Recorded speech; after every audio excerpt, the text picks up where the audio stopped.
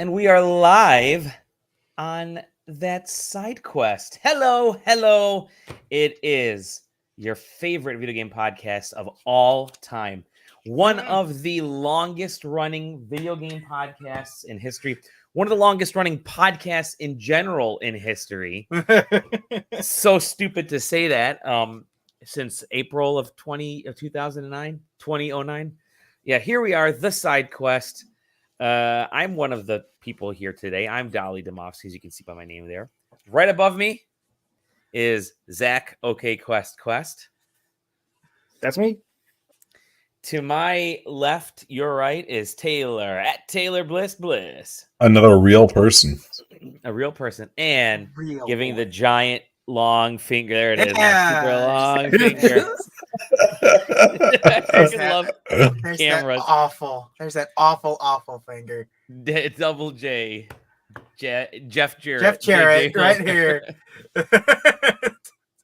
And we're not sponsored this week by any food or drink companies, but I am drinking a Topo Chico margarita hard seltzer. Have you guys had these yet? Have you guys had this? Yeah. Have you heard of this? Have you heard of this? Have you seen this? Have you heard it? Have you seen it?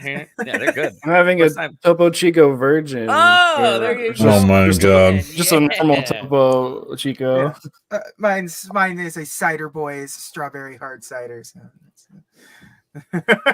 Taylor, what you got going on, dude? Drinking on a Sunday night? Let's go. Yeah. Water. I Water.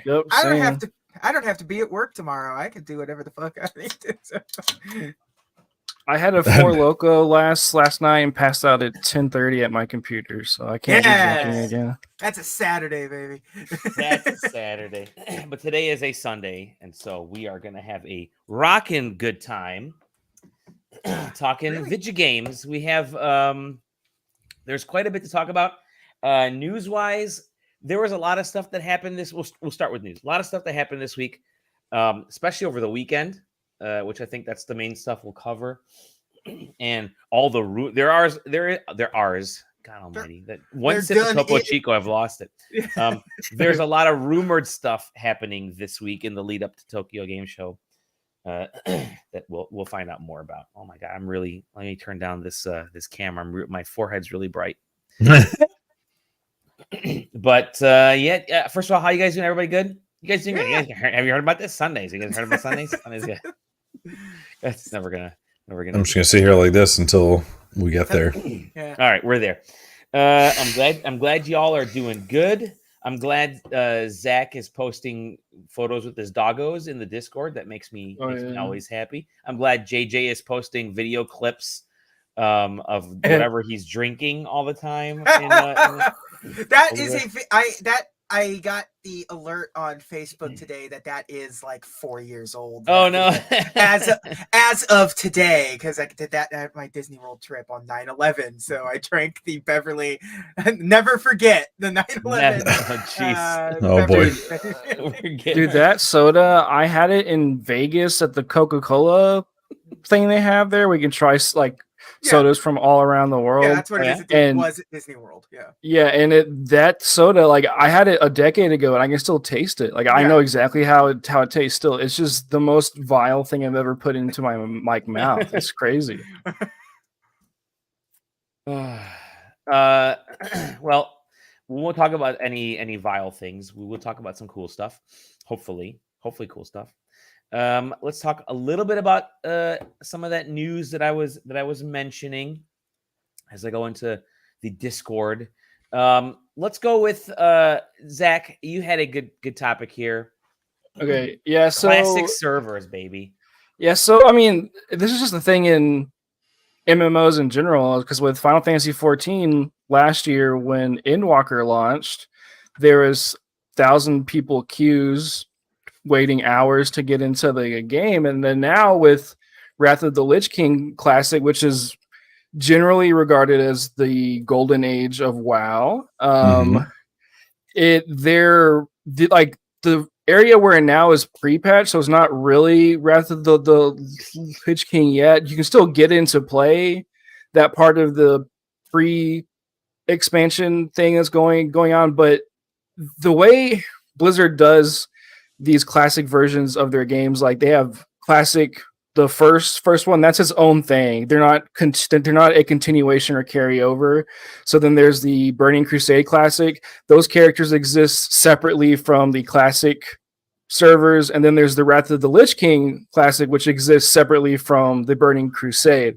So the interesting thing that they point out here, though, is one, people have to wait hours to get in, but two, is some of these servers have 3 to 4 times the amount of players that those servers had at the time of the original game being out at peak. So this game is experiencing a huge influx of players, more than what they had back in Wrath of the Lich King, and they're at a point where they're like, this isn't a hardware issue. We can just add more space to these servers because they're limited to the amount of players that can be on there. So they're just like, we don't know what to do. So it's just going to be really interesting to see what Blizzard does next with this, because there's a lot of people playing. I have 20 or so friends that I know just offhand who have been waiting hours to get in. They wake up at like 5 and get in queue and go back to bed. It's really interesting that it's doing that now in pre-patch. So it's like, these are the crazy hardcore fans who are waiting to get in. So what's going to happen when the masses can get in? It's going to get even worse.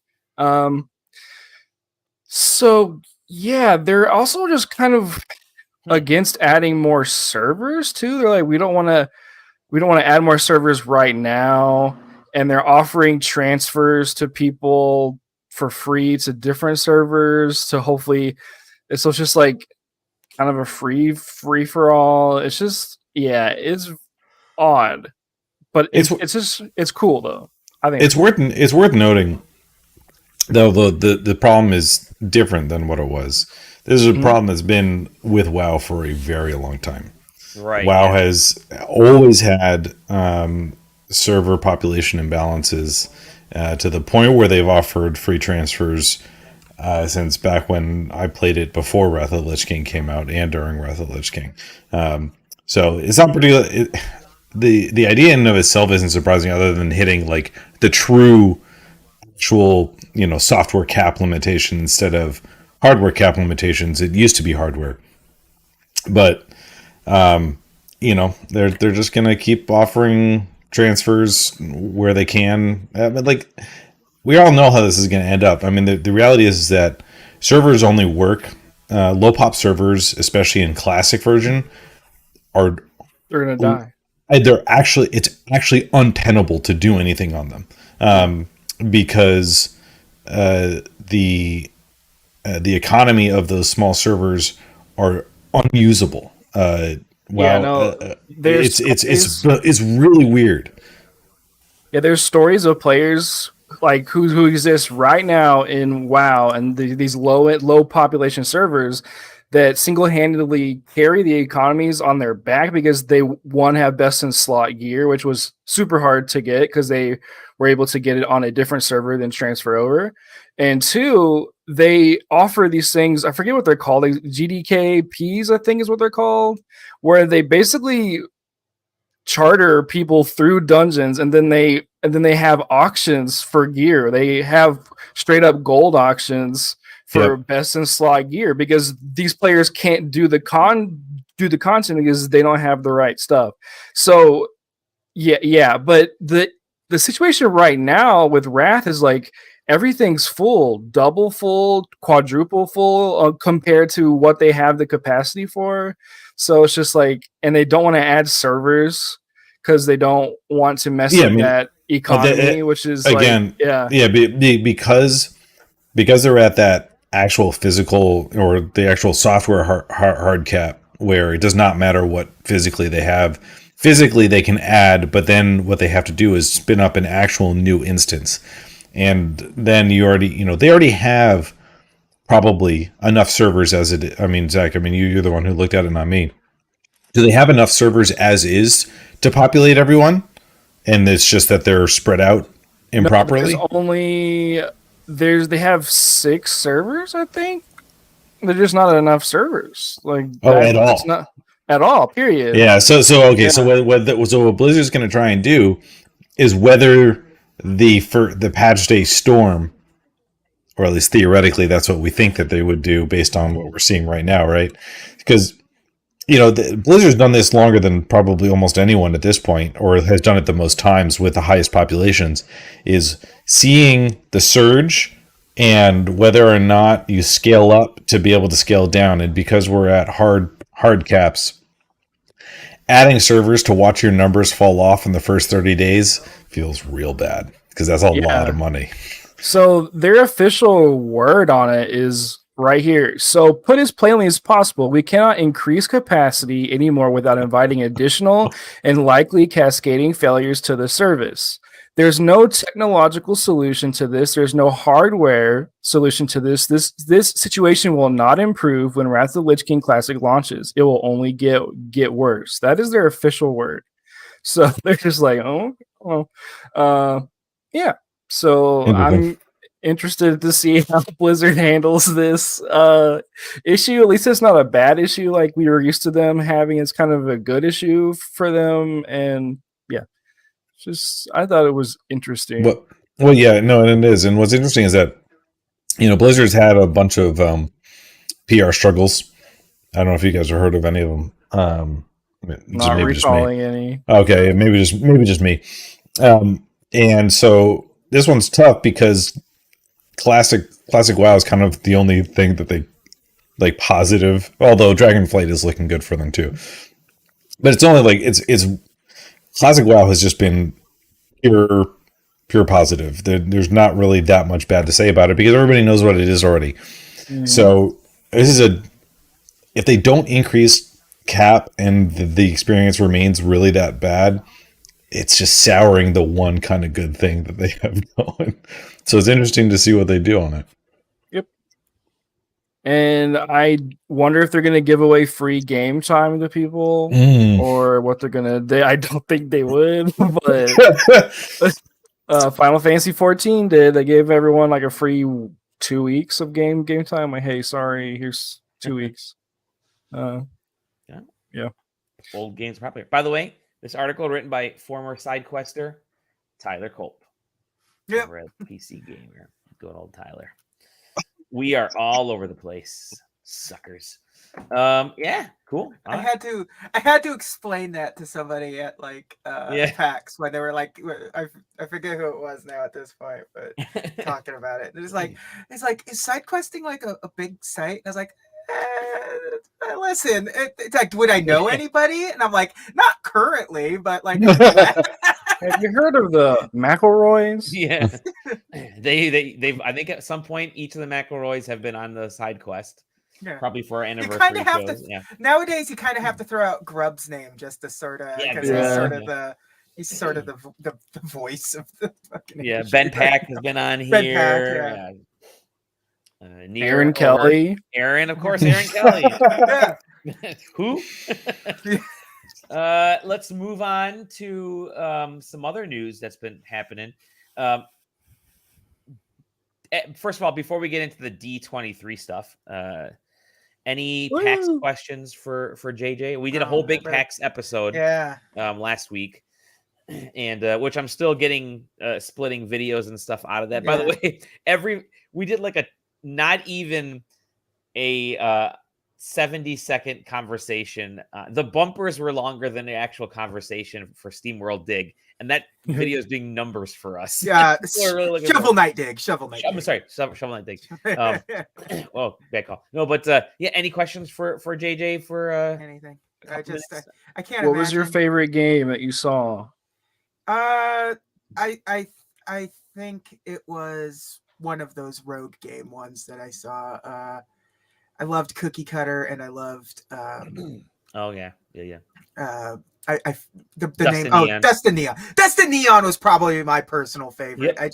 Isometric twin stick shooter with some roguelite elements. It's set in a cyberpunk cowboy western setting. It's definitely something I was super into. Mm-hmm. What about Demon School? Is that your favorite game? Listen, if I had more time with Demon School, I would have loved to have spent more time with Demon School. But I know that it's definitely a game that I am not going to be good at because I'm very bad at, those kinds of like strategy games. But what they're doing with that game is so creative with the combat that I was really taken aback by like how I didn't know what to expect from it. And once I saw it play out, I was like, oh shit, this is something special. This is gonna be a cool game when it's fully released. So yeah. What was your That's all I favorite got. meal that you ate? The sliders I got from the Cheesecake Factory. Nice. If that says anything about the content of the meal, There's that I no ate. Cheesecake Factory. It actually tells me everything that I need to know. Good stuff. I'm disappointed because apparently the Dwarf Fortress guys, I don't know if you guys know what that is. I do know what yeah. Okay. The Dwarf Fortress guys were there, and if I would have known they were there, I'd have told you to talk to them. The two guys. Because And the One Piece game is actually pretty good. I was actually One Piece Odyssey is actually a pretty good game. The videos I've seen on that are really I'm writing that down. surprisingly cool. Yeah, it's Bandai Namco. It definitely feels like it is.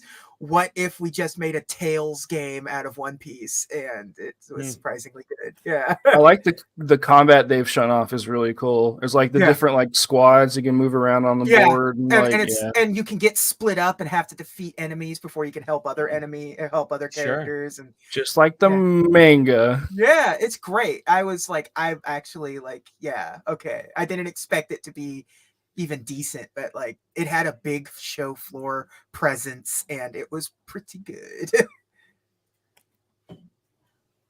That one's on the list. That was on the list. Well, another expo, good segue. Another expo was D23. D23. What's that? D23. It's Disney. It's the 23rd Disney Expo. That's it. It's next year's Disney Expo. Next year's Disney Expo. They're doing it today. But what do you want to cover? You want to cover the movies, the games? Or... I think we'll just cover the games because if I covered the movies, we'll be here for another hour and a half on top of what we. They only showed one good game. Name it. The Tron game. Let me start with the Tron game by BitHell Studios. BitHell, yeah. In case anyone is curious, D23 is called that because it's Disney 1923. D23. That's one. Oh. Next to 2023 is the 100th anniversary of. So they'll change the D100 next year. Yeah. It's gonna be like when Madden has an anniversary. It's like when they did Madden 25 that one year. Now it's gonna get super confusing in a couple of years when they do Madden 25 again. Yep. But yeah, what were you I was gonna say like Modern Warfare. Yeah. Modern Warfare 2 is about to come out, and it's not Modern Warfare 2 that we all played. It's the original Modern Warfare 2. That's a sequel to the Okay, Skydance and Marvel. Yeah, no, it's like I'll just go through like the weird stuff. I just go through bit by bit of what they announced, since there wasn't a lot, and there's only a couple of things worth talking about. Like out the gate, as we said, was the Tron game by BitHell Studios, which we're about to hit the 40th anniversary of Tron, so it makes sense to do a game now, since the movie has been in development hell for a decade now at this point. So I thought the third movie. They're still making that? Yeah. Kind of. It kind of floats in and out. Like there's always casting rumors and stuff, but Disney's just announced the movies they're making now are kind of not Tron, and Tron Legacy didn't make a shit ton of money, so why bother, kind of thing. So because it kicked ass. Yeah, it fucking rules, man. They announced. What are you gonna say, Zach?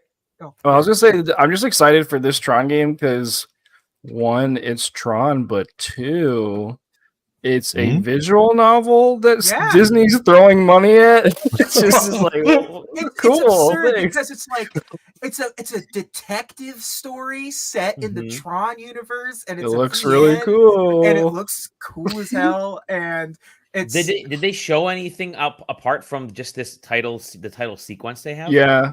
There's screenshots of it's really cool looking. It has like the Mike Bithell like aesthetic, a little like the blocky like lo-fi kind of dudes, but with like the Tron aesthetic. It's really cool. I'm glad that they are sticking with the Tron Legacy aesthetic and not trying to recreate it, because that Tron Legacy aesthetic is really fucking good. Cool. It's really good. Then they announced a 4-player kind of spiritual successor to the Castle of Illusion series, where they have the Disney's Illusion Island based off with an aesthetic of the new Mickey Mouse cartoons, where I don't know if anyone's ever watched. Yeah, I watched those. They're so good. This is not the bias JJ talking about this, but they're actually genuinely good and funny cartoons. My daughter watches them all the time, and she'll watch them on repeat because they definitely have like an adult sense of humor to them, which is great. Yeah, but it doesn't look like what I'm used to, so I hate it. Yes, exactly. Yeah. This looks kind of cool. It looks very Rayman-ish in its own little way. The Castle of Illusion games are like these okay enough Mickey Mouse games that have existed that aren't always Mickey Mouse games, depending on what region you're in. So one was a Bugs Bunny game. Yeah, exactly. One of them was a Ghostbusters game. So. This is like those good Rayman platformers. Yep. So it's like a 4-player. You'll see. There you go. Yeah, has a little bit of Rayman. It's almost I don't want to say it's almost endless runner-ish, but there is a little bit of a feel of you're constantly moving forward, and you got to kind of do shit to continue moving forward. You're kind of bouncing off walls and moving forward. I think it looks kind of cool. This looks fine. This looks like this will be a cromulent Disney experience. Cromulent. Zach, which was the last good Rayman platformer? The one on the Wii U. Oh yes, that's what I was gonna say. Really did you know he's gonna be? Did you know Rayman's gonna be in the new Rabbids game? Did you see that? Yeah, I did see that. Yeah, I'm posting that tonight. Actually, the news. I'm backlogged on news. But yes, okay. What's next? They actually finally showed some gameplay of Midnight Suns, which looks. No. It doesn't look fine. It looks like a mess. It doesn't look like much of a experience. I told you. I called it. But I will play it because I'm very weak, and but that's just it's just like this. It's just like that Saints Row game. It's like all right. Nobody cares about Strike Force. They showed a bunch of Marvel Snap, which looks really cool still. October, I think. Snap is October. I can't fucking I'm excited wait for about Marvel that. Snap, man. Wait, which one's Marvel Snap? The card game. It's their mobile card game made by the Hearthstone team. The original Hearthstone team. Ben Brode and all those guys. Yeah. So it's going to be good because the good guys made it. Yeah, and it looks good. It's there's some cool like power stuff going on with that game. It looks good. They showed the Alien game that they're working on, that tactical RPG Alien game. Yeah, that's right. I forgot about that game. Some more fucking Avatar shit that nobody cares about. But yeah, the mobile Avatar game. The mobile it's like a Destiny game. Yeah, it's like an Avatar MMO Destiny ass. DLC. They're remastering Gargoyles. Yeah, let's do it. Which I was not on the bingo card, but like it's from the people that did the not the Saturday Afternoon collection, the animation collection, the one that was Aladdin, Lion King. They added Jungle Book later for like $10. You can add Jungle Book to the collection, and now they're was there ever a Mummies Alive game? No, honestly, probably. So. I feel like there might have been, but anything's possible now. I was gonna say, I mean, maybe they're gonna remaster that one next. Yeah, they showed all kinds of like DLC coming to a bunch of different games, especially like, hey, Monsters Inc. is coming to like Speedstorm, and everyone's like, that game, like, it's not even out yet. Why do we care about Monsters Inc. going to? It was already in Kingdom Hearts. I don't care. Yeah. But I guess the last two were this one that you're showing now, the Skydance Marvel game. It's Black Panther, Captain America, World War II game from Amy Hennig. So Amy Hennig might actually have a game come out within the next 5 years. So, I will say I am kind of interested in this. Just from the I'm interested from the perspective of I want to see how it works. yes. I'm not interested because I want to play it. I don't know how this conceptually is going to work, and I'm really interested. Like, how are they going to bring Black Panther and World War II Captain America together? I don't know. I have to assume that this is just going to like it's going to be an Uncharted ass game, right? Like, yes, yeah. Like there's no way around it at this point. Like, and you control each one of these characters at separate segments, and I don't see any problem with like lore wise. It'll be like you said, it'll be interesting to see like what they do with Captain America and Black Panther, and like who is this Black Panther? Like T'Challa's grandfather, right? Yeah. So it'll be fascinating to see how they sort of try to figure that lore out. Yeah. But it's weird how heavy they're leaning into Black Panther centric stuff. Yeah. Right? Like that's just like it's kind of strange. It's but it's like even the comics have been like shooting up the ranks at Marvel. Like the movie did wonders for that character, and usually when like a movie's a success, they try to shove that character down your throat in the comics, and it doesn't work out because you rarely get the same experience from the comics that you get from the movies. Right. But Black Panther has usually been like the Black Panther movie was based on what Black Panther had been recently. So it worked pretty well for them to like, well, this is what recent Black Panther is. So we really can shove them down your throat. And the people that are getting the getting into the comics because of the movie are going to get the same experience. So that doesn't really work for games because like you announce something and like 5 years later. Yeah, like it's hard to cash in on the recent success of something. It's not saying people won't care because he's obviously an iconic character, but it's like they're not going to care as much as they would now. So it's very funny. Here's like where Black Panther is now in the pantheon of like Marvel Comics. Penguin / Random House recently picked up the distribution for the comic books. Did they? Okay.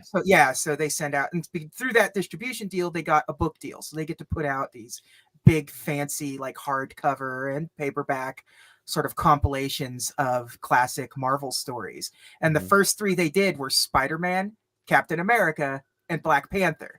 Like you would think like an X-Men one or a Incredible Hulk or something, but that's just where Black Panther is now. It is in the same breath as it is Captain a top America. Tier. Yeah, top tier brand. Cool. And apparently, according to Jeff Grubb, it was like they are still working on the Iron Man game. So we expect to see an Iron Man like game to come out after this one. And another Black Panther game. And another Black Panther game has always been in the works.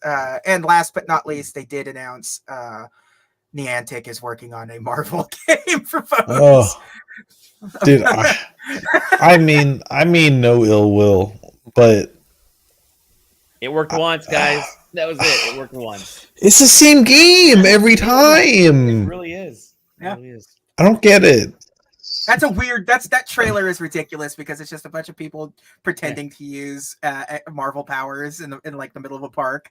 It's just like the kind of game that would work well with Niantic. You have to make it very different than Pokemon. You have to make it like a complete, and they haven't because you have you just battle at the house. You battle at the stupid bus stop, whatever. No, you got to make it like.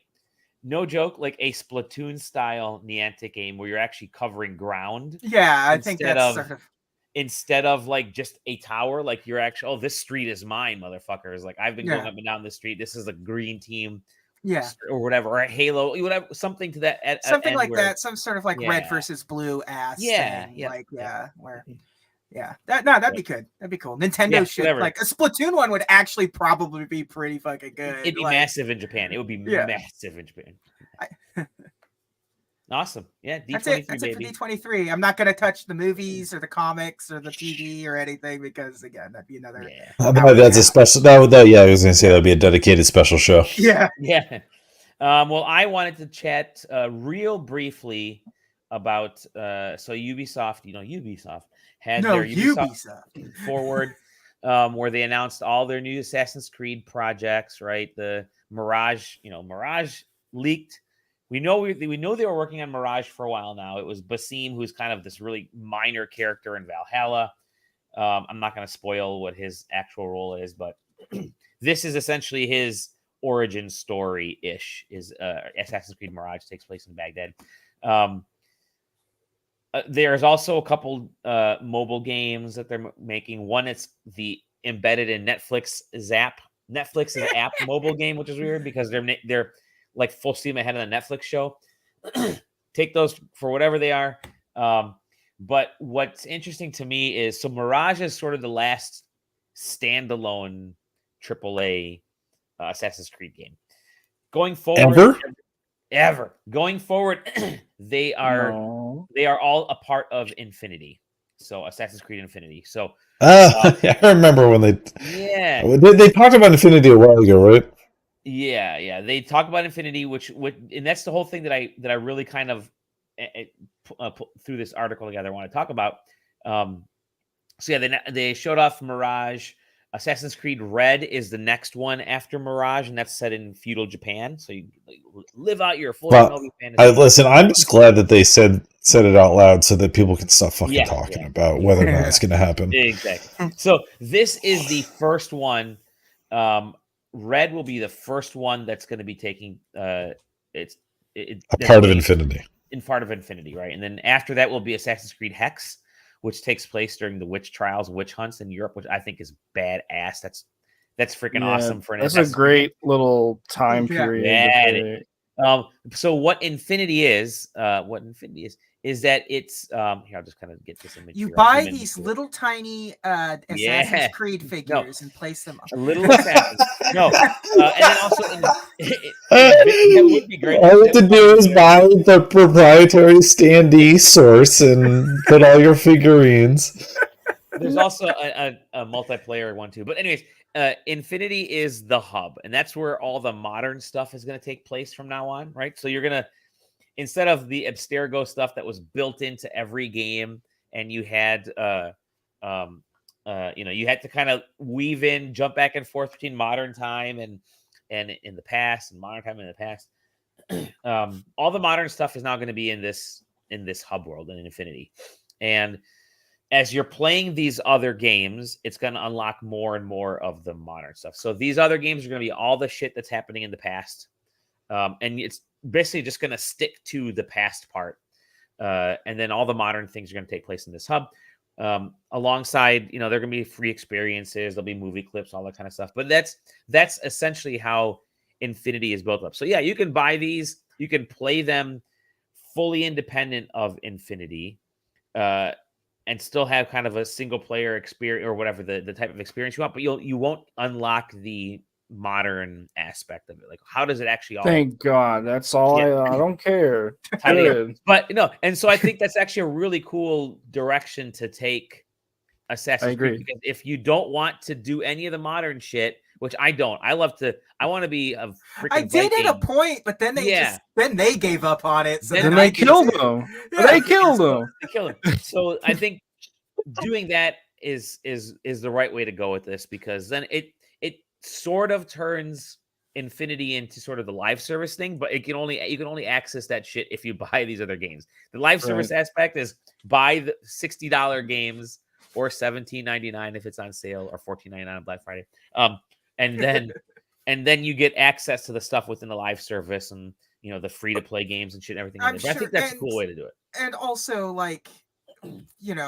Ubisoft has their Plus service, Yeah, and they've got their Game Pass shit. So like all this stuff is going to eventually just like wind up in your account sooner or later. Yeah. Exactly. No, so But yeah, here anyways, that was- I have a hot take. I don't know if it's a hot take or not, but I think this type of content, like drip, I guess is as it's called, just like having like a hub for all these games to exist, or like having like a games as a service live service thing. I like that a lot for games. That's why I like MMOs a lot, because I can invest time and back away from it for a couple months and then look up what I missed and then go back into it. I really like that about games, and just having that community is really cool to me at least. And I would love if like every game was like this. It's kind of my super hot take. I just would love if there's like constantly evolving games as a service. Pokemon would be a great one. But yeah, I just kind of love this stuff. So Imagine. and it gets people to.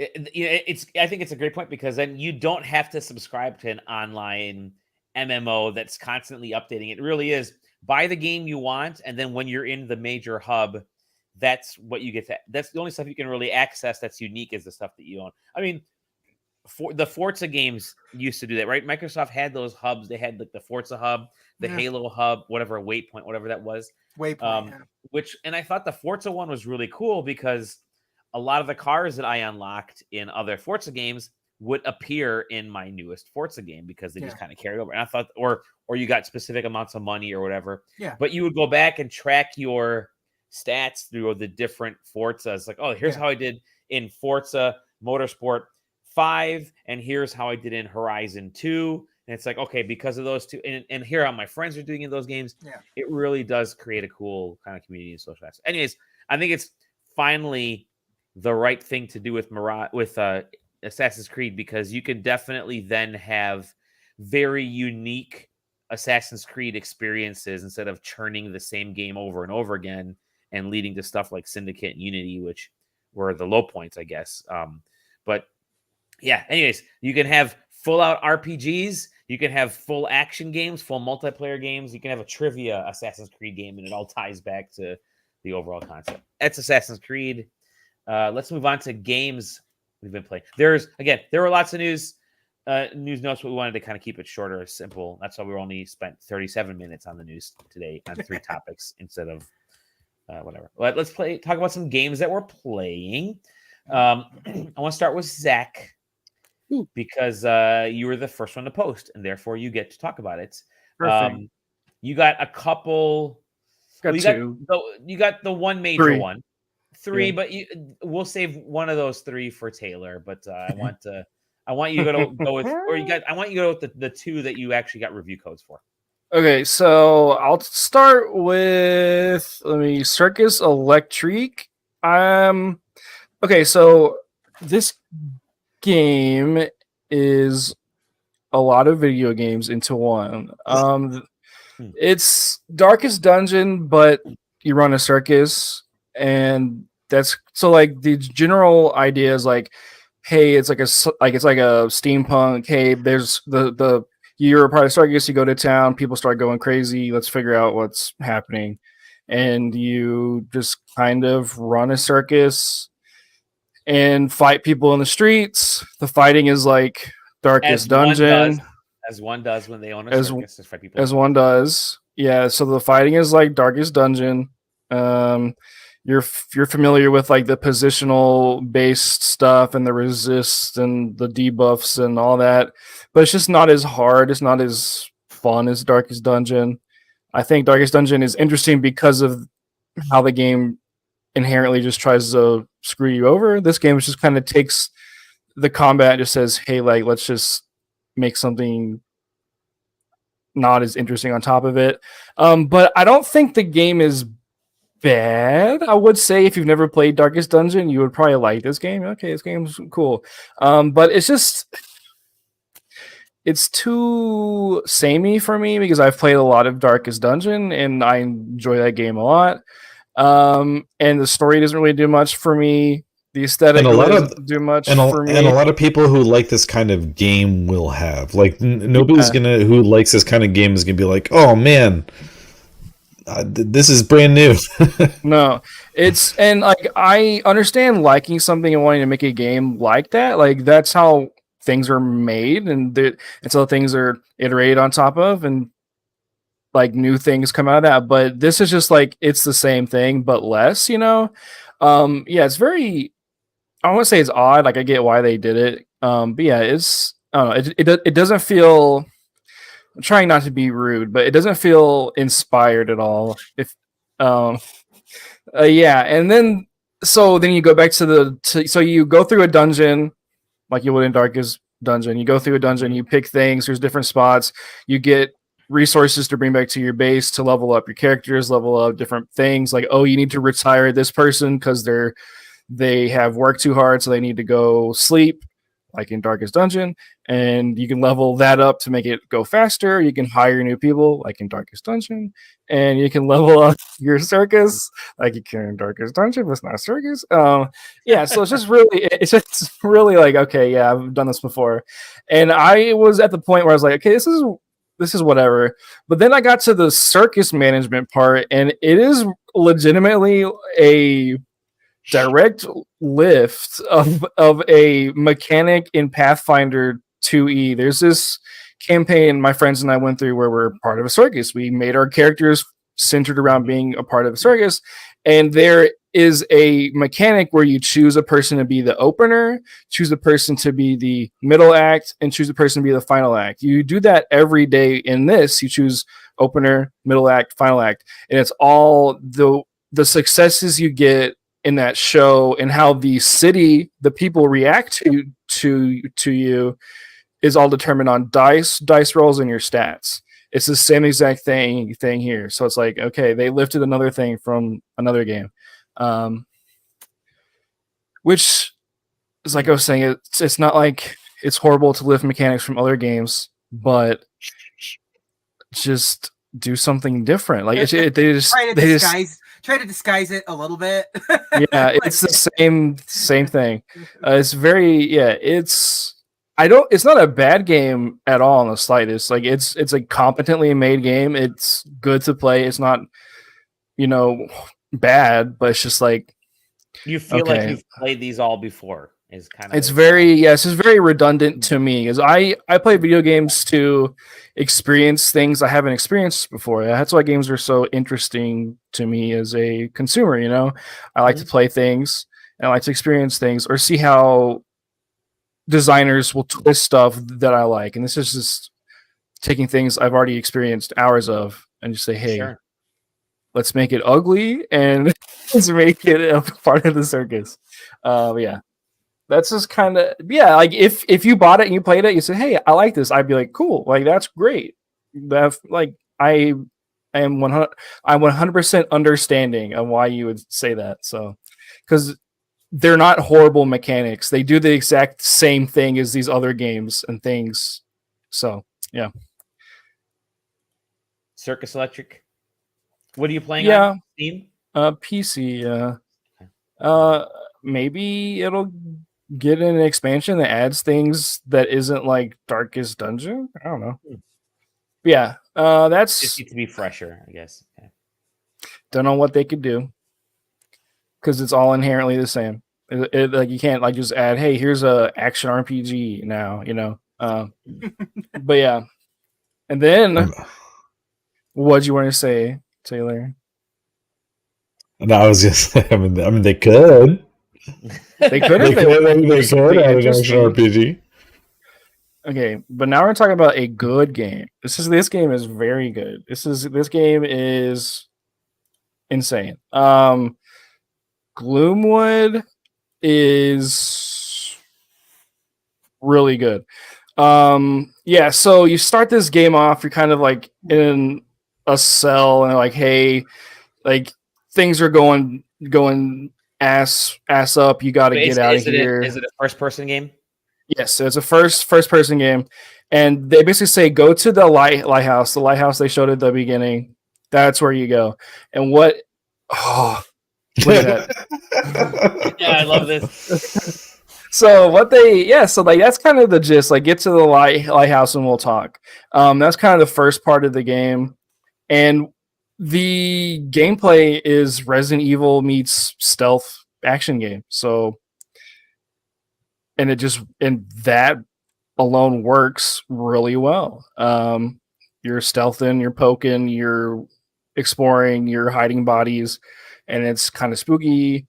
And you don't have ammo, and there's werewolves, and But what makes it fun is the level design and the I didn't even know you could do that. What the heck? But like the amount of options that you have are just so mind-numbing.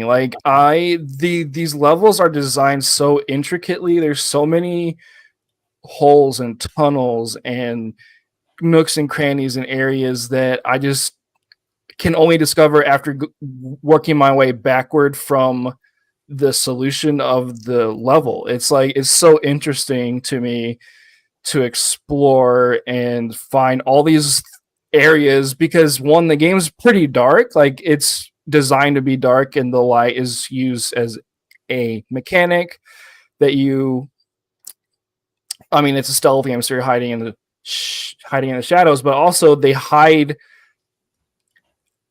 areas you can get into in the shadows, or rafters you can jump into, or holes you can slide into to find something. There's just a lot, and it's so fun to play around in.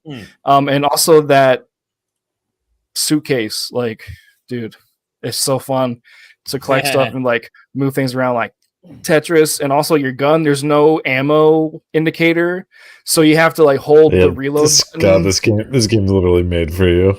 You have to hold the reload button, and you have to be in the light, and you hold the reload button, and you can see the bullets in your gun, so you can count and you see which ones have been shot. And then after you shoot them all, you have to dump your gun and then reload them. And so sometimes you're in a fight, and it's click, click, click, click, and you're oh, and you got to dump your gun. And yeah, it's really interesting. The game. It might seem kind of abstract how it's designed for combat and stealth, but it's really not. It's pretty hard set in its rules. You have a ring on your finger, and it lights up when you're in the light, and when you're not in the light, it's not lit up. So that means you can't be seen. So it's just kind of really easy to determine. Okay, I'm good here. I'm bad here.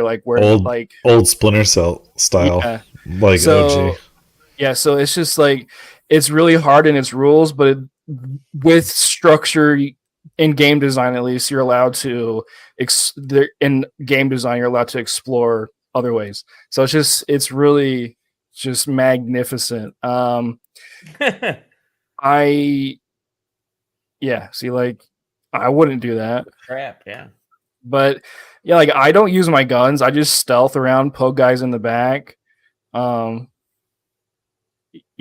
a little cave level where you go in there, and it's all fungus, and the fungus is glow in the dark, and the walls are kind of these crystalline walls, and there's lights on, but some of the door you need to get into has an electric wire on it to stop dogs from going in, and you need to go through there, so you need to find the switch to turn the lights off, the power off, to open the electric door. So you're going through all these tunnels, and it's so intricate, and you turn the light off. You don't have a flashlight, don't have anything, and it's just dark, and the crystals all reflecting, and the mushrooms are bouncing light off, and you're stuck in there with these dogs. It's just so well thought out, old school Resident Evil 1 and 2. That's what I was gonna ask. It definitely has the kind of old school solutions and old school situations. Yeah. Let me move it over here. I think it was Dominic Tarson's. He's a writer I follow on Twitter, games writer. He's amazing, but he pointed out it's such an obvious choice for this is the part I'm talking about. But no, it's just it's such an obvious combination of genres, survival horror and stealth action, but no one's ever done it before. It's never been put together. So and it works. It's just a really fun thing to play around in. I'm excited to see where it goes. It's in early access. I think there's only like a fourth of the game available now, and that's a lot. Still, there's a lot of game there. But yeah, it's just two dudes, one guy maybe. Yeah, it's very good. Definitely buy it. All the new Blood games have overwhelmingly positive on Steam. All 5 of their games. Dave knows how to produce them. That's just kind of what Dave does. He knows how to make games, knows how to pick them, knows how to cultivate talent, and just give people money to make these cool things like Dusk and then now this. The same people. It's really cool. Oh yeah, my favorite mechanic is the leaning. Is like it's not like a new thing, but you can lean, but you can also lean and like use your mouse to like push your character's head, so you can like lean and push your head around the door. So it's really fun to be like and like see if there's someone around the corner. Yeah, it's great. Apparently there's other guns. I only have one gun. I guess I just haven't found it. I don't know. I just haven't explored. Nice. It's huge. It's this first little, hey, go to this little lighthouse, which you can see from the beginning of the game. It's actually a lot, but there's just a lot in between there, a lot of levels. So I can understand why it's taking them like 2-3 years to make this part. So yeah, it's very good. Well, let's move on to a game that you were about to talk about, but one of the other folks is also, actually 4 of us are reviewing it. We got a code for this upcoming game. We gotta talk about it. Gotta talk about it. Because we all may have different things that we're gonna say about it. Maybe. Maybe. Tobacco reference. Yeah. So the game apparently functioned flawlessly on Zach's computer, his high-end device. No, you were having. This is Call of the Wild: The Angler. Maybe it's The Angler Call of the Wild. I'm not 100%. It is a open world fishing game. So it's a Ubisoft fishing game. Yeah, I was gonna say it's a Ubisoft fishing game because you go to like different towers and you scope out areas. But it is a fishing game. I wish I could see the fish. That'd be so cool. Oh my gosh! Yeah, whoa. So the 4 of us are playing this, right? 4 of us got codes. Zach, you're playing on a desktop? Yep. Okay. JJ, what were you playing it on? Laptop. Taylor? Yeah, also desktop. I was playing on the Steam Deck. Ran flawlessly. How was it? Did it really? It's just there are a couple points where you need to use a cursor to select stuff. Like to log in, kind of create the stupid login account for the Avalanche account thingy, Apex, whatever it is. But it worked fine. Anyway, so there you go. You get to hop into a Jeep and go around this lake. I wish it looked this good. Yeah, look, I wasn't having too many problems with the actual game part, but the traversing the environment part, that absolutely fell apart for me. Like I got in a Jeep and like just kind of went rogue on they were having me do stuff. I'm like, nah, I want to explore this map and fish where I want to fish. You can't even see the fish. You can't. Yeah. And like eventually I crashed my Jeep and just took it on foot. And once I took it on foot, that scene is never in the game. Seeing the fish straight down like that, it's not in the game. Yeah, once I got on foot, the frame rate just went to like single digits. It just got so bad, and I don't know why. It was like it's 100% the way this game is rendered is so jank. It's like I am 100% sure they real-time render the whole game when you're on foot. It's like the whole map is boom. Yeah. And then when you get in the car, it like probably like, I don't know, it does something like, okay, we're not going to render everything in this field of view. But then you get out, it's like, Taylor, your thoughts. The biggest issue. I gotta get that shirt by the way. Got fish. The biggest issue with it to me is that the map is really big, which is sure, whatever. Give me locales, different types of fishing spots. Give me a pond, give me a stream, etc., etc. The issue for me is that it sucks ass to get anywhere. Does it? It really does. The vehicles all are either too slow or handled too poorly to be worth my time to be in, and it takes me too goddamn long to run anywhere. So I'm just like, all right, I guess I'll just stay on the fucking lake or something. I don't know. Has anyone played any of the other games from this line? No. I've played the hunting game. I've played the whatever they call it, and it's the exact same game. Just instead of fishing, you are tracking and shooting animals, and it's somehow more boring than this fishing game, and I don't know why. I have a fun fact. So my first review game that I reviewed not at SideQuesting, at some other site, it's called Gaming Life, I think was the first website I ever wrote for. It was the Hunter Call of the Wild. That was the first game. But go ahead.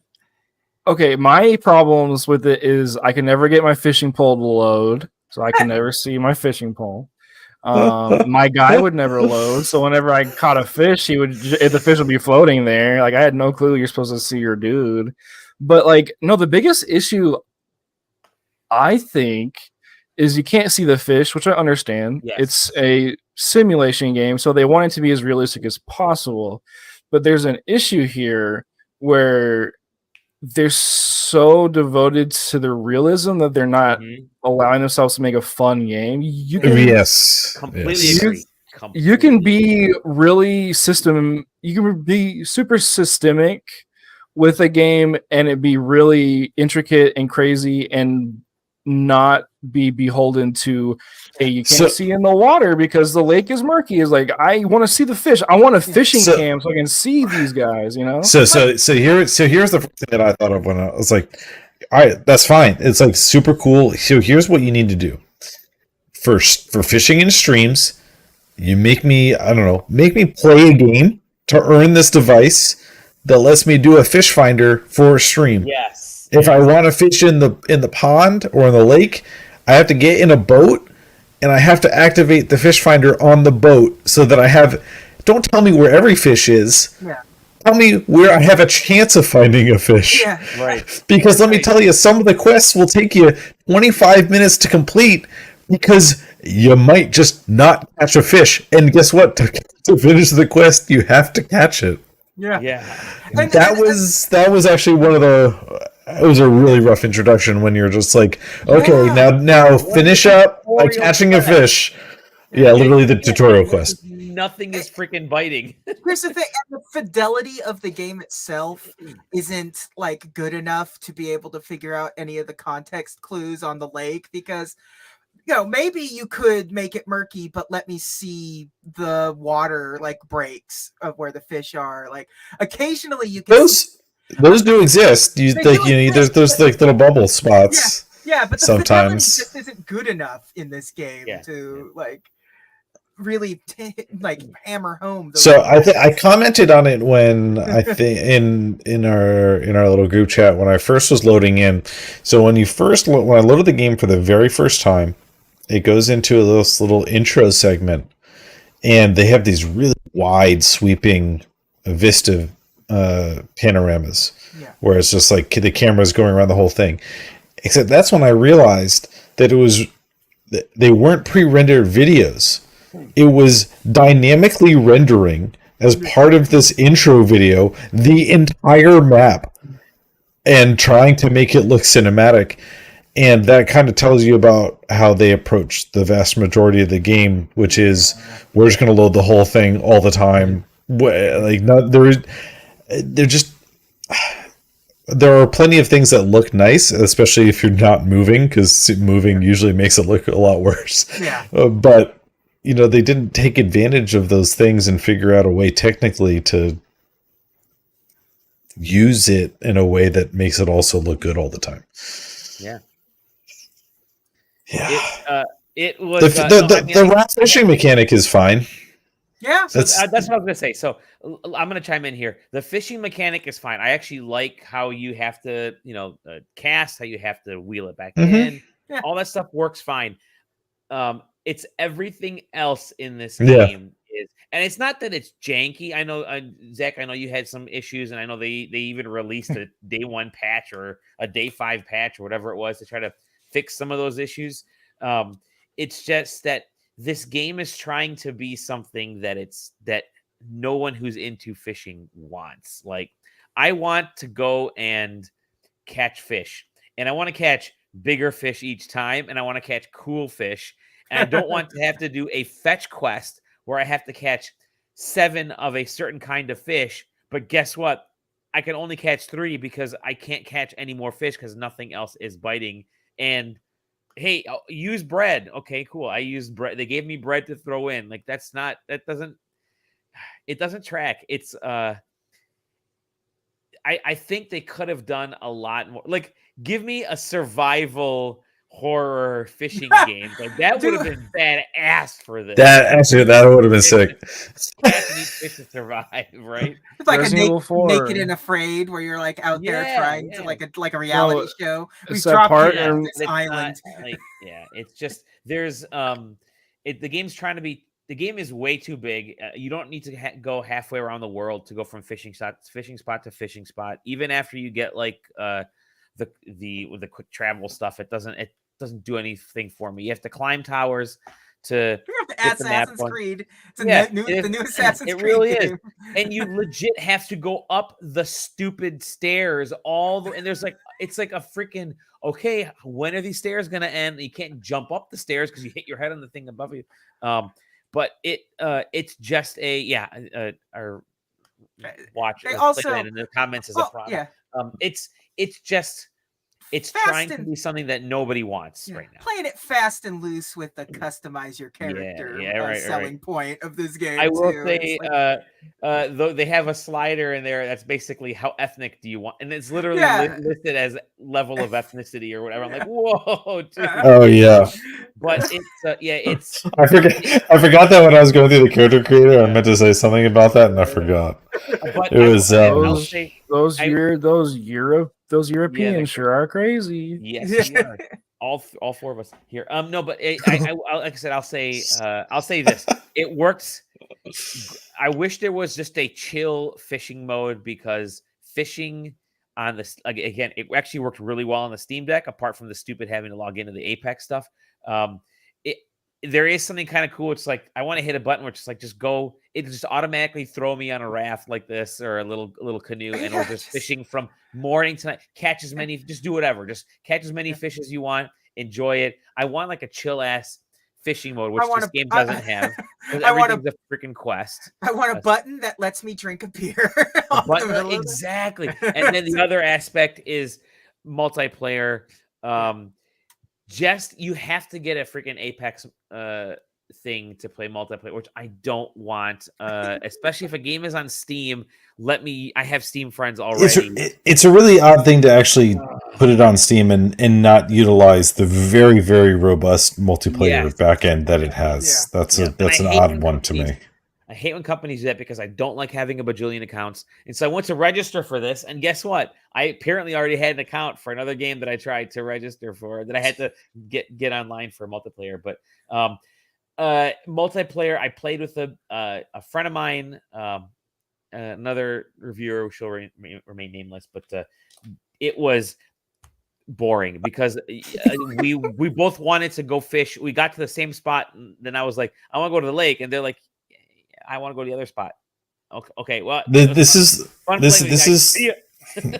of those games where I cannot imagine it being particularly interesting to do multiplayer unless you get three other people that all want to like role play Yeah. you know, 4 dudes drinking beers and being on the lake, and you just make shit up as you go, right? But then what you're doing is not having fun playing the game. What you're doing is having fun role playing about being 4 dudes who are fishing. Yeah.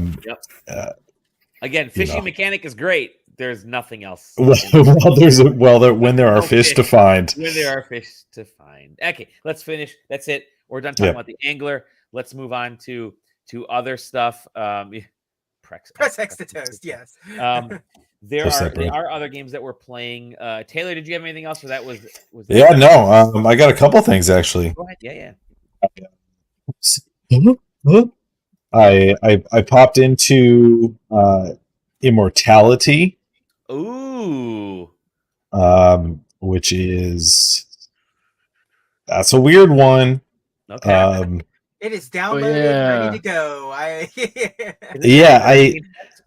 It's on Game Pass. Yep. There is actually almost nothing else that I can say about it. Just because it's that kind of game. It's if you've followed the other games, I forget I'm pulling up what's the studio? Half Mermaid. Yeah. So if you followed the other games that they've made, most of the people know her story. Yep. You know what's happening here, which is clips, and you make associations between the clips to try and fill in another story that's somewhere there. That's all I'm gonna say about it. It's very strange. Right. It's very different, but it's from what I have kind of seen, there are other twists that I have not found yet, and which sounds completely ridiculous to me because the one that I'm already at seems pretty fucking weird. But who knows? Maybe. Other than that, I've continued my Zachtronics quest. Zachtronics quest. I downloaded, like 2 weeks ago, I downloaded Exapunks, which was one of their older ones. Requires a PDF to play. It requires a PDF because then you have to download and print out the booklet, and there's some important articles that teach you how to do math using code. Focus, you bastard. Anyway, so the Exapunks is I can't do it, man. It's like I managed to make it a overly complicated like for if, and I felt like a genius. And then I got to the next one where I had to reprogram a traffic sign, and I had to look it up, and they were like, "Well, if you just use Modi and Diffie," and I'm like, "I'm out. I can't do it." But then they added Opus Magnum, which was another one from that one's actually kind of recent. I think that was like 2020. Zachtronics like pumps these games out, or pumped. Opus Magnum was like 2018, I think. Was it? Oh my god, I don't know. Yeah, I mean, it's their Magnum Opus, if you know what I'm saying. 2017, actually. 2017. Saw that. I was on Steam the other day, and I saw they put out the Zachtronics Solitaire collection. Yeah, so that's very funny.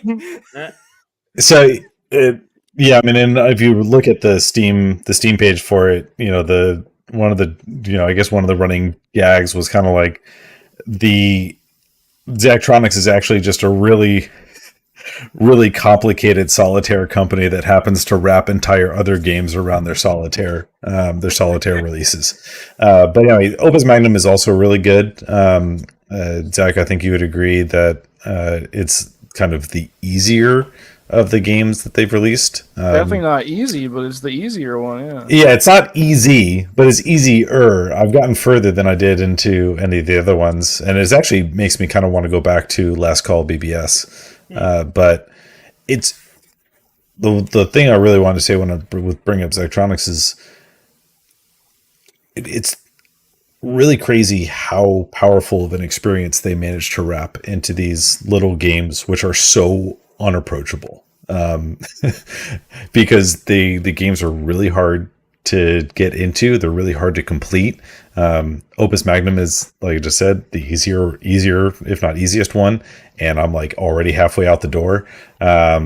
it requires so much of my brain space to be able to complete a single puzzle. But every other part of it is, they are among the most approachable and interesting games. The sound design is incredible. The art is always good. The stories are actually interesting. The writing is good. It's crazy that all of these things are wrapped inside these really esoteric puzzles, which are actually just coding wrapped in, kind of puzzle veneers. Which I'm sure has been said by people significantly more eloquent than me multiple times before. But yeah, I guess just add me to the list of people who reiterate it.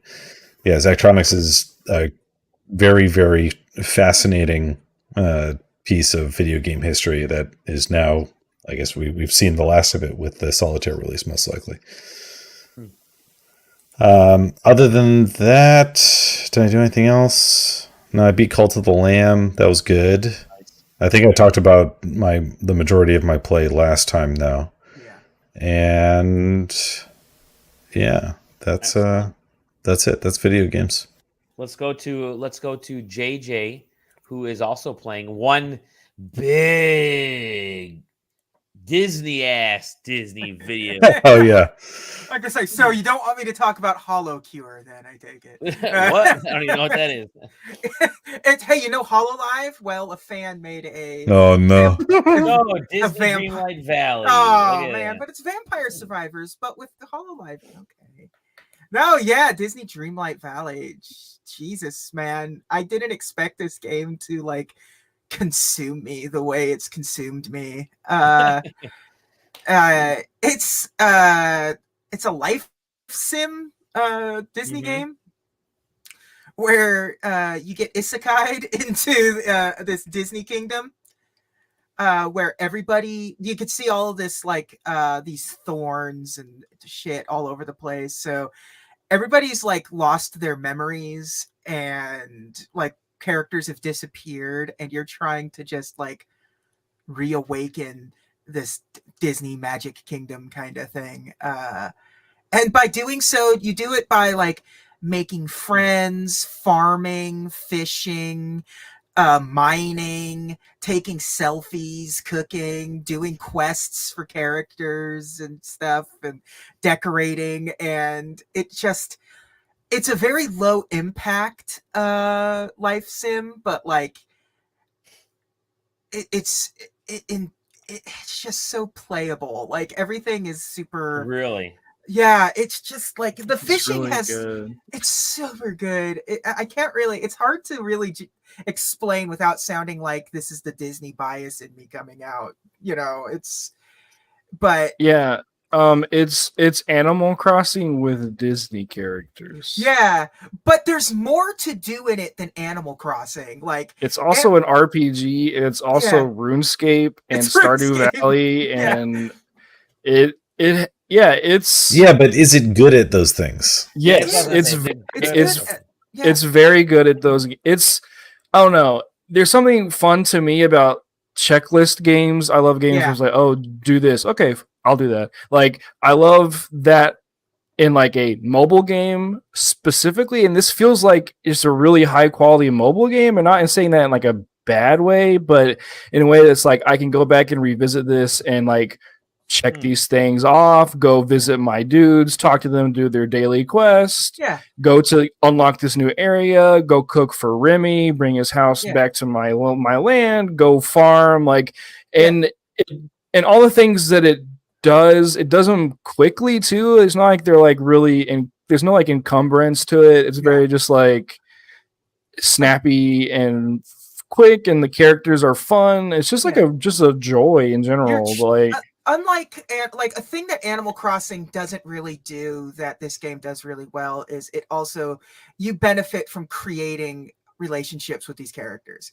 These characters all have their own relationship. They all have a thing. Like, I needed to get Goofy up to a level 5 relationship with me so I can move the story on. And Goofy's a fisher, so you go up to him and say, "Hey, Goofy, want to hang out with me?"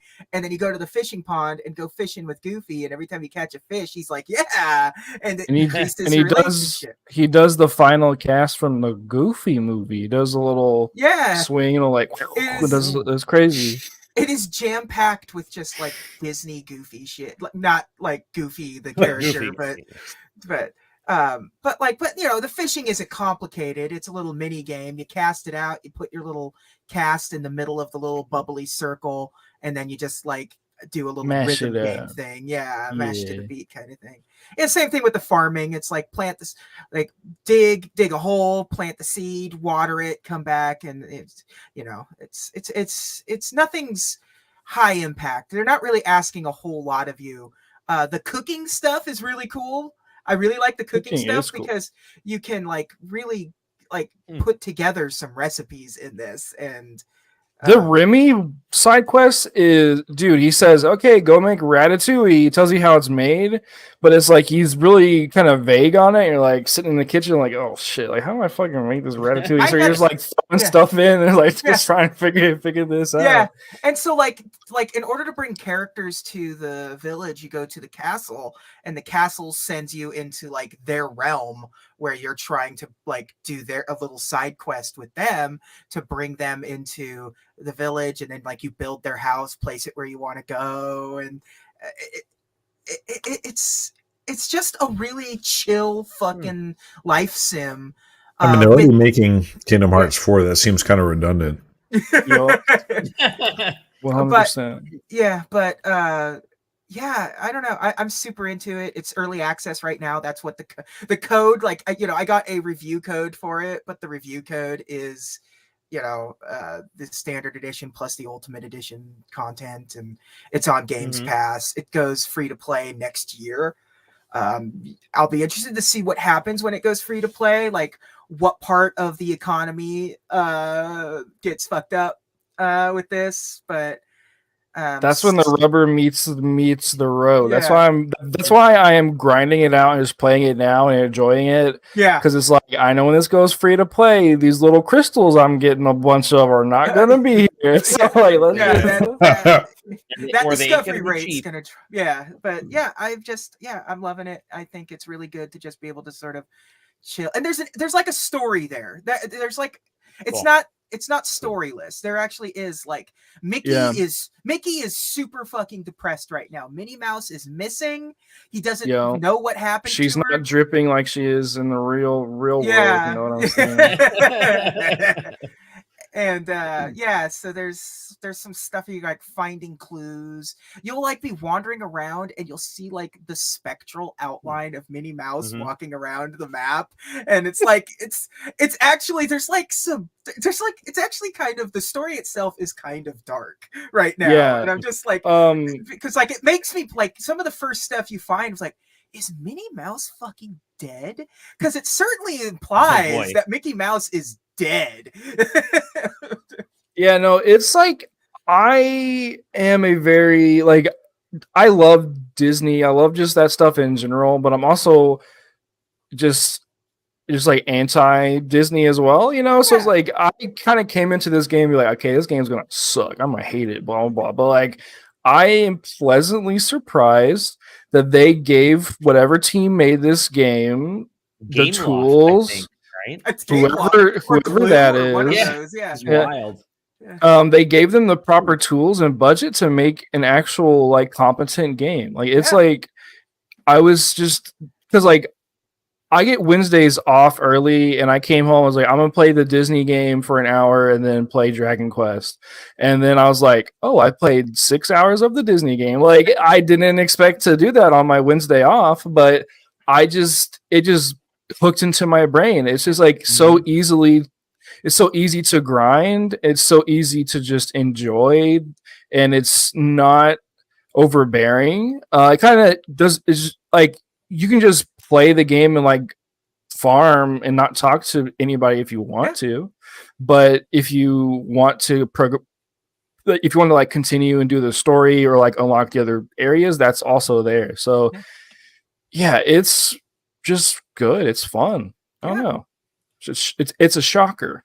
Yeah, it truly is. It truly is shocking how like decent this game ended up when it really should have just felt like any sort of like bullshit mobile game with like the Disney license tacked onto it or whatever. And the PC port, it runs like a dream. It runs at 144 frames a second, flawlessly. Like it's fluid. It looks good. It doesn't feel like they took any corners on the concept. Like it's like they just fleshed out a casual life sim with the Disney license and didn't shortchange any of the things. Like it feels like this is the game they intended to make and they got it.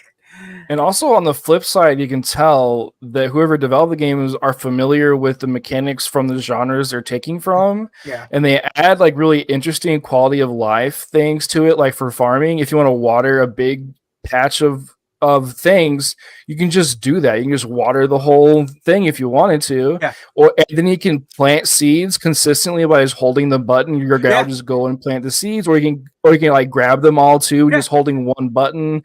Or the way you like mine is really easy. Like it's like they're aware of the genre that they're pulling from, and they're like, okay, let's just like make this easier or better. So I didn't expect like smart game design in a Disney like cash grab kind of game, but like you can see on that, like when you make like your customized characters and stuff, they let you just kind of like add stuff to like in the custom, like in the for clothing and stuff. You can just design stuff on top of designs, and it's really just. It really is kind of you saw my character. You saw that I was able to recreate a pretty good JJ out of the tools that they gave me. So I get to actually pretend that I get to role play in this universe. So awesome. Love it.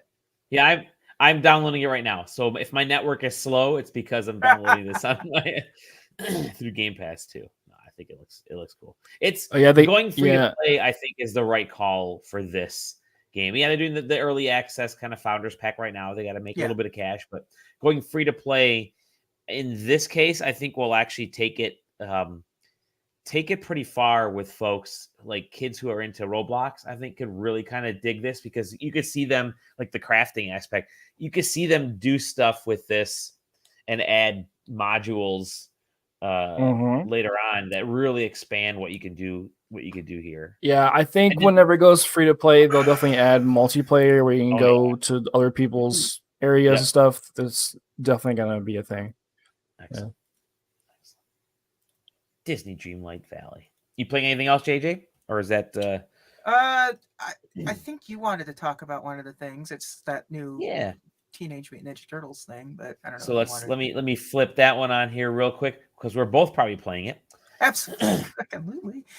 Absolutely bought this, the Cowabunga collection. So I picked this up. I'm sure you picked this up too, and however knows how many other people picked it up. But, nobody. That's it. Nobody else. It is essentially all those original Ninja Turtle games from the 90s. This is the 90s collection of games from the NES, the Game Boy, the Sega Genesis, and the arcade. And one there is some Super Nintendo stuff on there too. Yeah, I'm sorry. Yeah, Super Nintendo as well. What are you playing it on, JJ? Switch. I do believe it is the perfect platform for this because of that kind of old Nintendo nostalgia. All that kind of stuff that's built into this. Going back to these games, I am actually surprised at how much they do hold up. So I still have not played Shredder's Revenge, and I'm waiting. I have it pre-ordered because I'm like, I'm not going to buy the digital version. I'm going to play it on cartridge like God intended. But I think playing these, I've gone through every single one, even like there's like variants of some of the games, right? It's made me get even more excited for that, for playing Shredder's Revenge. But tell me your thoughts. They hold up well. I was surprised at how well even the Game Boy games held up. Yeah, I started playing those, and I was actually having a lot of fun playing the Mhm. Game Boy games. They're really hard. Like they are. it is They like are. it's each character is your life, and once you lose all 4 characters, it's start over. Yep. That's brutal, man. I kind of more appreciate the like extra stuff that's going on in the Man, background here. Digital Eclipse knows what the Just hell they're doing, man. I love that I team. so Mike I Mika and that team did yeah. a great job. Like I hate the original NES Teenage Mutant Ninja Turtles game, as I think a lot of people do. It's like it's a but Yep. I do love the fact that at the title screen you can just push a button and it plays like a video of the perfect playthrough. Yep. It's a 37-minute movie of the first game that you can watch. It's so great. And you can jump in and play. Like if you get to a point, you can choose to play at this point, so you can get past the dam level, Damn level, which and I hate. just jump into the game. I kind of forgot how unfair that game gets at the end game. Like it's already unfair, but that game is absolutely brutal at the end. I like that you can choose region. You can choose American or Japanese because there are minor differences. Like even in like stupid shit, like in the tournament fighters, where it's like, oh, they gave jiggle physics to the female characters or whatever in the Japanese version that they took out in the American version and stuff. It's goofy, but it's fun that you get the choice. Like, you see people, it's hard to tell if people are serious or not when they're complaining about Pizza Hut being removed from the arcade game for the NES. But like for all intents and purposes, they're absolutely perfect emulated versions of these games. I haven't run into any problems, and having features like rewind and save states really goes a long way with these in 2022. And the museum stuff is very, very good and comprehensive in this. Because there's even stuff from like the cartoon, it's so great. Showing like character guides, like showing like this is how the characters are designed for each and every game. For like, there's like show the Konami catalogs, like showing like the catalogs that would have been out, showing you like the stuff that's for sale at the time, and jukeboxes, and it's just incredibly comprehensive. The best. It's the most comprehensive collection that I think that anybody has put out. And a thing that's actually really impressive is like this is the games. Like there's not one, like every collection ends up missing like a game or two. Like it's like for whatever reason, but because it's already a licensed property, it's not like the Rare Replay collection where it's like, it's Rare's greatest hits, but it doesn't have, GoldenEye or whatever in it, or some of the Nintendo stuff. But like this one, this has what you would consider to be there's not one missing. It's got the arcade games, it's got the SNES games, it's got the Genesis games, it's got that. I'm surprised it had the NES version of Tournament Fighters. I really didn't think and like that's a bad game in like over completely, but it's in there. And the game and all 3 Game Boy games, like that's an impressive collection. You usually ignore the Game Boy games, but like this one is a fully featured collection with a fully featured museum selection, online multiplayer, and all the games, and they all play really well. So I haven't had any problems on the Switch. I haven't felt any slowdown, and it even has options to like have that stuff. You can turn the slowdown on and off. Wild. Yeah. So it's pretty. It's funny because as I was playing it, I didn't even realize that stuff was in there until I got deeper and deeper into the games and thinking, oh shit, I can do this and I can do that and I can do this and I can do that. And it was awesome to me because I really could kind of recreate that nostalgic feeling of those old games and then go back to like a modernized, it's got pretty decent CRT filters. CRT filters are usually pretty shit, but like these ones are okay. But like the sprite flicker and slowdown options are like work surprisingly well. I'm actually surprised at how well those 2 options work. So it's funny because I was able to immediately jump into the NES version of Turtles 2, the arcade game, Yeah. And my brother and I played that so much. We wore that game out. I mean, that's probably our most played NES game is that the arcade game. And I got to a point where we were so good, both of us were so good, we could make it all the way to the very end without getting hit. Like Yeah. just so that you get, it's like it becomes muscle memory at that point. Even areas that are, next to impossible. But yeah, it's such a great collection. I cannot tell people more any more. You have to get it. If you're just any fan of classic games, Yeah. of NES, of that era of games, you have to buy this because it will immediately, you'll see all the stuff that's kind of come after that, like that redefined the brawler, which we're still trying to figure out today, like that original chasing Turtles that arcade, high, chasing that original Turtles arcade game. You look at the kind of stuff, you're like, shit. I mean, modern Streets of Rage 4 game was the Turtles 2 and Turtles 4 arcade game mechanics, like that redefined it. So it's totally this is why you are going to absolutely adore Shredder's Revenge, man. I'm excited for it. My nephews have been all over it, like, this is great. And I told my brother, I'm like, you got to buy them this one now. The other game I've been playing, also one that I purchased, JJ actually played it at PAX West, and then I hopped into it, picking it up. We actually have a couple copies in our house, one for myself, one for my daughter, and that is Splatoon 3. And I will say, it's not a revolutionary change in the game. It is. I was trying to figure out the best analogy, the best comparison. It's like Halo to Halo 2 in terms of a strong lot of quality of life. I mean, or even Halo 2 to Halo 3, I guess. A lot of quality of life improvements. Multiplayer is a lot better. The stuff you can do in terms of moving around and traversal in the levels and in the multiplayer stuff, especially, I think is great because you can get around the board a lot easier now. I mean, they're kind of showing some of the stuff there. You can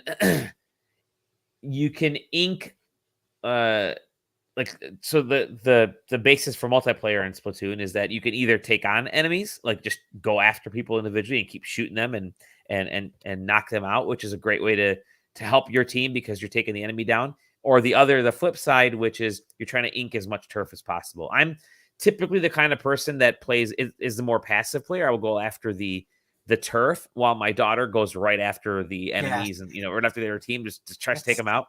So funny. I'm the pacifist in my life, but those when you get people in sort of who like naturally fall into that, and you choose which of those weapons you like. I mean, it really does work really well to set up your teams. Like, and so far the game has done a good job of making sure that it is. And I don't know if Nintendo is set up this way or not with online, but or with their matchmaking, but it's making sure that, hey, this person really loves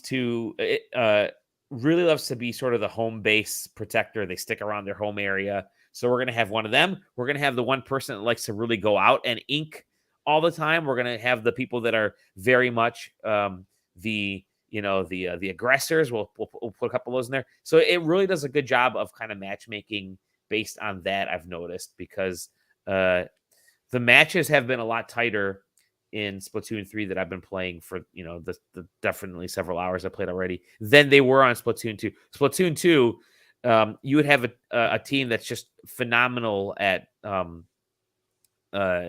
taking like pinpoint shots. You'd have a bunch of snipers on there, and you would never be able to get any turf. Meanwhile, in Splatoon 3, it's much more.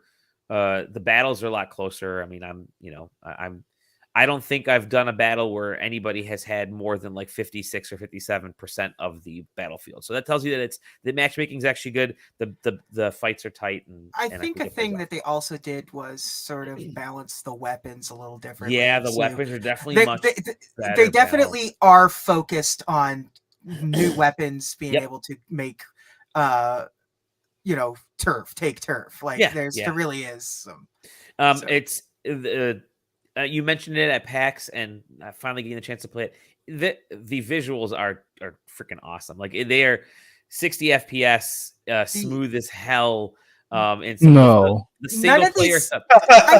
I have yet. That's 60 FPS. The single player stuff has been freaking awesome to go to play because it really does look fantastic. Like, none of the videos that I've seen of this game like did justice to outside of when I finally played it in person at PAX. Like I was like, oh wow, this game actually like looks like they did some stuff to it. Like they actually like updated all of the models and all like the ink is different now. Like I like has life to it. The ink it's pretty impressive. And it's a lot of quality of life work. It definitely is, which is great because Splatoon 2, for all intents and purposes, started off as a Wii U sequel to Splatoon, and it probably actually started off as a port of the original Splatoon to the Switch, and then they said, you know what, turn this into a sequel.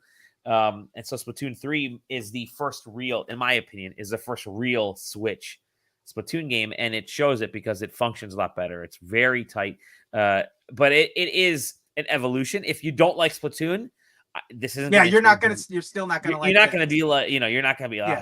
This isn't gonna change your mind. But if you are remotely into Splatoon, if you had an inkling of interest, this could potentially pull you over because the multiplayer, again, very solid, and I do like how they've kind of changed a lot of the matchmaking, and the level design is actually really nice for the multiplayer maps.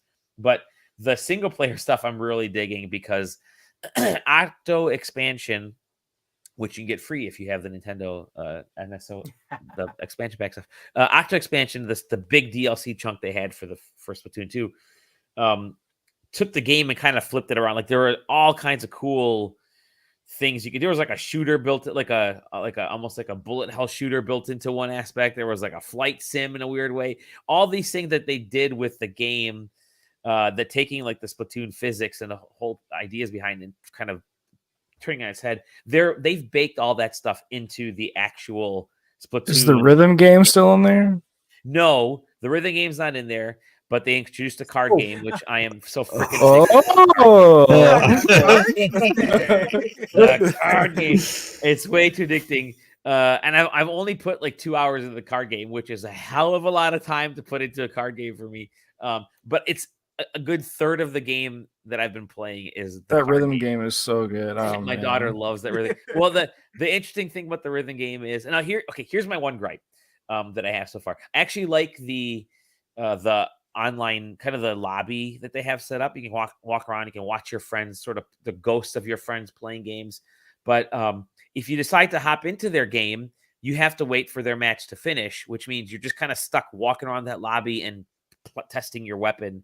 And it's like that would have been perfect to play the rhythm game, or the original Splatoon had this like this downwell style reverse jump. You're kind of constantly jumping upward type of game. Downwell, dude. Good call out, man. That's great. They had the original Splatoon had that, and I thought that would have been great if they had that in Splatoon 3, because I don't just want to sit and wait because I played with a bunch of friends today at different times, and I'm like, I had to wait for them to finish the match that they literally just started. So it's like, crap, I got 3 minutes now where I have to wait. It's like, all right, while I'm watching the Lions game, so I'm put the Switch down, I'm gonna go get some cookie or something and eat something and come back and wait for them to finish. Okay, now they're ready. Okay, now I can play. So that was annoying to me. I really do wish that they would have at least allowed some sort of something to do besides what you're seeing here with the test range type of stuff. But man, I'm really enjoying it. This is the best Splatoon, yeah, but it's also an extremely competent shooter. I like it more than almost every other shooter I play because every weapon is so unique and different. Like, typically shooters are, does the bullet go farther? Or does the bullet explode harder? That's basically it. Like, or maybe there's more recoil. Cool. But instead of a bullet, it's like, it's a needle laser thing. No, every weapon in this is like completely different from, you have a sword, which is a which is a freaking windshield wiper, which I thought is brilliant. That was my first God. choice at PAX, and I love that weapon. I was really killing it with that thing. And the different types of those, because I've unlocked a few of these things, the different types of the windshield wipers, like they all react differently in terms of some of the physics of the ink. Like you throw the ink and the windshield wiper, like one of them actually splats out a little wider, another one splats out further and has like the ink drops. Like it's just there's a lot of variety in these weapons. I think Nintendo and their team, Monolith, actually helped on this as well. Yes. They do everything. Did a great job. The heroes on Nintendo. Yeah, Yes. they are. They really are. I mean, did a great yeah. job with this. I mean, it's Everyone at Monolith is I love it. I'm loving it. really tired. Loving Their shoulders are in They pain. really are. The shoulders of Titans, really. Yeah. Yeah, freaking awesome. Good stuff. I'm buying this on payday because I love Splatoon. So Yeah. Yeah, we are. We have, I think, hundreds of hours collectively, my daughter and I, mostly her, Splatoon 2, mostly her, because we had one copy of Splatoon 2, and she played under my account because I had bought Octo Expansion, because Nintendo is stupid when it comes to buying the DLC, that you can only use it under the account of the person who bought it, even though you're a family account. So she would play under my account, and then I finally bought it for her, the DLC. So then she, opened it up. But it's, I'm freaking loving it. I've gotten through the first world, and they do a great onboarding for getting you into Splatoon. Like, there's definite lore. Like, they really had There's a ton fun. of lore. Yeah. They had so much fun these games with the lore in this game because they've essentially flat out tell you, hey, this is the future Earth. Previous Splatoons, you actually picked up pieces of lore.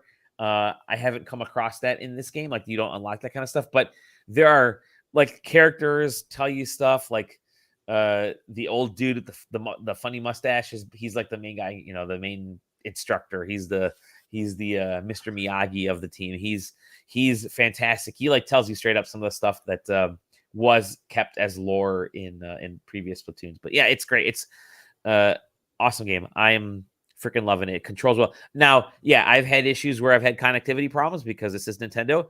Again, I don't know if it's the network that Nintendo's running. I'm sure that's part of it. Or it could also be that my line got cut when they were installing a fence.